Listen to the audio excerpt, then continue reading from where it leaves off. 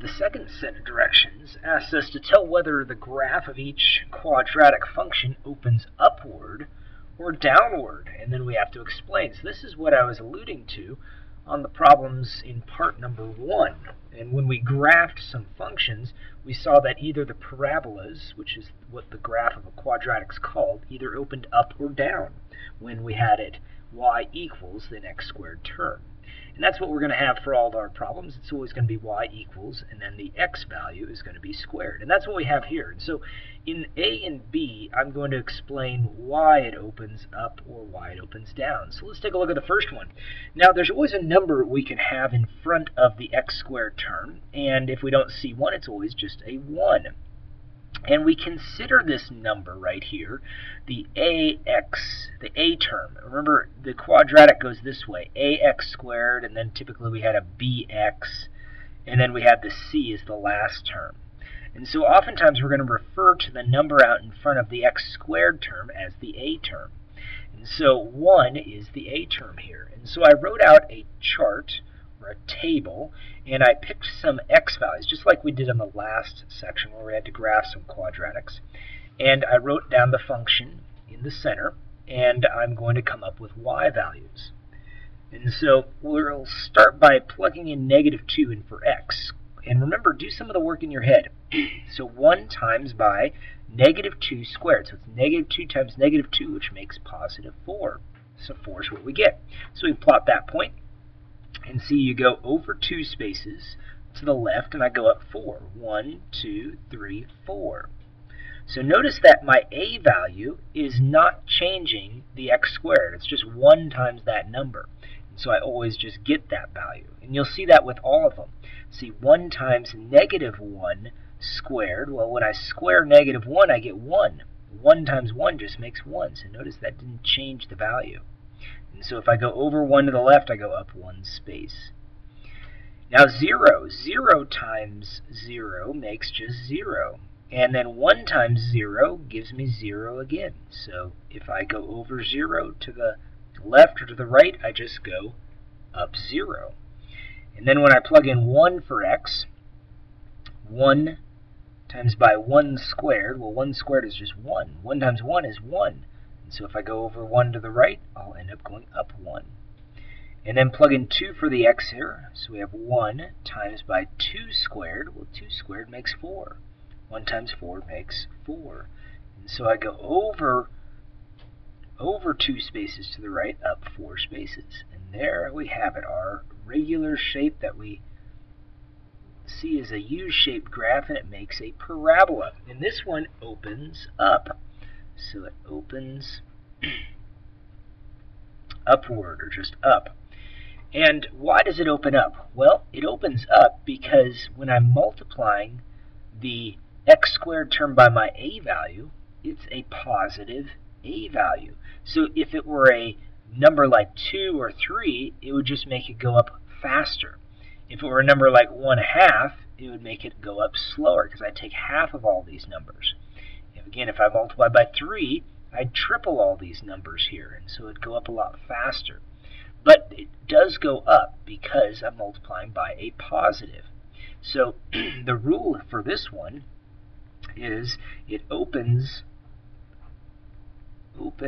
up when a is greater than 0, or a is positive. So that's what we see when we look at the example letter A. And letter B, we're going to see something a little different. So again, whenever we see a minus sign and then the x squared term, think of this as -1 times by x squared. And the reason why we have to do that is because order of operations says you do exponents, then you multiply. So we'll go ahead and do the work. Again, try doing some of this in your head. -1 times by -2 squared. Well, -2 squared, that just makes 4. But notice, now we're multiplying by a -1. Look what happens. Instead of going up, we're going to end up going down 4 spaces. And so let's plug in the next one here, -1 in for x. So -1 times by -1 squared makes 1. Negative 1 times 1, watch what happens. That negative sign here forces our graph to go down one space. When we plug in negative or 0 for x, 0 squared is 0. 0 times negative 1, well, that just makes 0, so that didn't change anything. That's the same location as the last one. But when we plug in 1 for x, we do negative 1 times by 1 squared, which is 1. Negative 1, that negative sign again forces us down. It forces us down one space. Plug 2 in for x, so we have negative 1 times by 2 squared. 2 squared is 4. 4 times negative 1, look what it does. It forces us down. And so that's why you're going to end up seeing this graph go down. 2, and if I graph these points, 2 to the left, I go down 4 spaces. So 1, 2, 3, 4. If I go 1 to the left, I go down 1 space. If I go over 0, I go down or up 0. And if I go 1 to the right, I end up going down 1. 2 to the right, down 4. And there's our shape. Looks pretty much like the same parabola. The only difference is it got flipped upside down. And that's what happens here. So this one ends up opening down. We'll say just opens down. And so why does it open down? What causes it to open down? It's this a term here. The a term is negative. So whenever we have an a term that's negative, this right here, that minus sign, makes it open down. Opens down. And it opens down because a is less than 0. A is negative. Now, it's only the case when y is by itself. So notice that y equals the x squared term. So you can only determine whether the a value is going to end up opening up or down when we have it equal to y. And that's the key. So that's what we'll be looking at on the problems you'll see. So the problems you see on the homework for this set of directions are like C, D, and E. Now notice here we have y equals, so this is good. So we first rule that we have to remember is it has to be set equal to y. So let me erase that y there and write down 2y. So set equal to y, and it is, so that's good. So we've checked this off. So it's set equal to y. So now let's move over to the a term. The a term is the coefficient in front of x squared, so it's right here, 6. So a equals 6.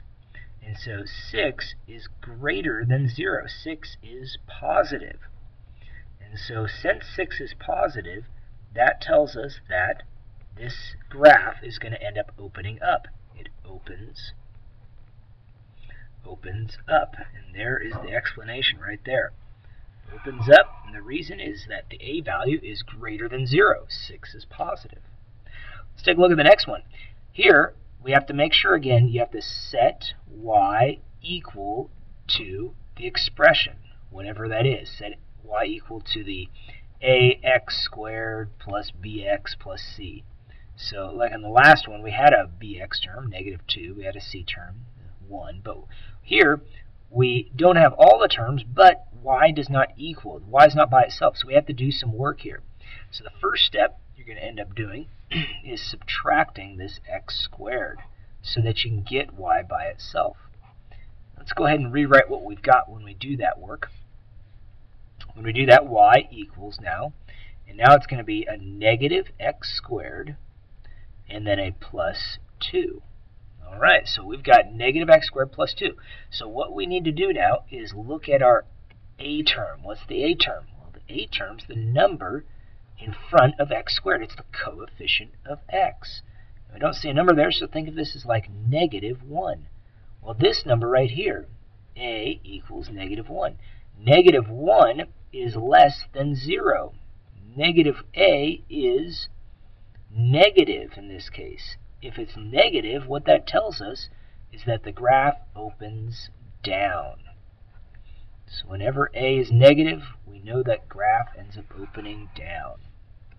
Let's take a look at the last one here. Same sort of thing as before. We have to get y by itself. So again, you always need to set equal to y. And so you got to set y equal to that ax squared plus bx plus c. We want to get y by itself.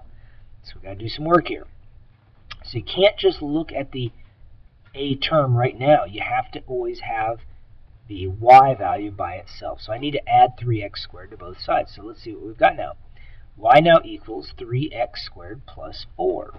All right, so we've got our a term. Here's our c term. B's not there, so that means b's 0.